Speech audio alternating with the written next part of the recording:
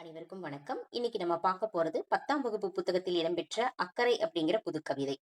புதுக்கவிதை அப்படிங்கிறது எழுத்து, அசை, சீர், தலை, அடி, தொடை, பாவகை இந்த யாப்பு கட்டுப்பாட்டுக்குள்ள இருந்து விடுபட்டதுதான் புதுக்கவிதை.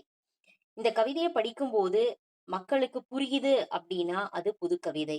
இந்த புதுக்கவிதை பன்முகத்தன்மை கொண்டதாக இருக்கிறது. சிறிய நிகழ்வு நம் கண்ணில் பட்டாலும் நம் நெஞ்சில் படுவதில்லை. நம்ம வீட்டை விட்டு பள்ளிகளுக்கும், கல்லூரிகளுக்கும், வேலைக்கும், சுற்றுலா தலங்களுக்கும் செல்றோம். அப்படி போகும்போது பல நிகழ்வுகள் நம்ம பார்த்துட்டு போவோம். அதுல ஒரு சில நிகழ்வுகள் மட்டும் தான் நம்மள பாதிப்படைய செய்யக்கூடியதா இருக்கும். நம்மளுடைய கவிஞர் ஒரு நிகழ்வ பார்க்குறாரு. அது எப்படிப்பட்ட நிகழ்வா இருக்குன்னா, மனித நேயத்தை புறக்கணிக்கப்பட்ட ஒரு நிகழ்வா பார்க்குறாரு. அத பார்த்துட்டு ரொம்ப வருத்தப்பட்டு இந்த கவிதைய நமக்கு எழுதியிருக்காரு. சைக்கிளில் வந்த தக்காளி கூடை சரிந்து, முக்கால் சிவப்பில் உருண்டது. அனைத்து திசைகளிலும் பழங்கள்.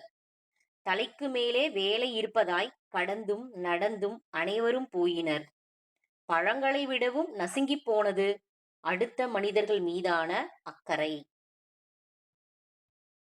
சைக்கிள்ல இருந்து கீழ விழுந்த அந்த கூடையில் இருந்த தக்காளி பழங்கள் எல்லாம் சிதறி ஓடுது. அந்த வழியா போறவங்க அந்த பழங்களை எடுத்து அந்த கூடைக்குள்ள வைத்து அந்த பழ வியாபாரிக்கு உதவணும் அப்படின்னு அவங்க நினைக்கவே இல்ல. அவசரமா வேலை இருக்கிறதா அத கண்டும் காணாமலும் போறார்கள்.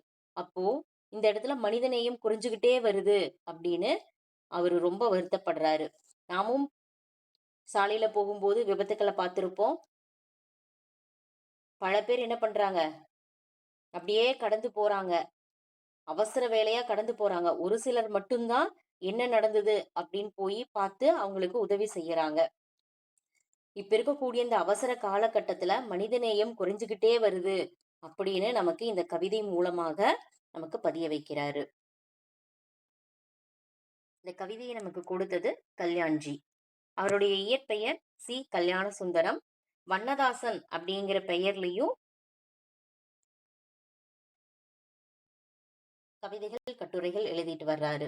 அவர் எழுதின கவிதை நூல்கள் அப்படின்னு பார்த்தோம்னா, உளறி, முன்பின், ஆதி, அந்நியமற்ற நதி, மணல் உள்ள ஆறு அப்படிங்கிற கவிதை நூல்களை எழுதியிருக்காரு.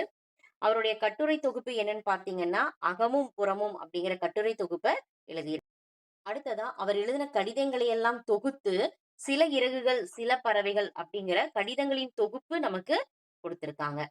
அடுத்ததா சிறுகதை தொகுப்புகள் பார்த்தோம் அப்படின்னா, கலைக்க முடியாத ஒப்பனைகள், தோட்டத்துக்கு வெளியிலும் சில பூக்கள், உயரப் பறத்தல், ஒளியிலே தெரிவது இதெல்லாம் சிறுகதை தொகுப்புகள்.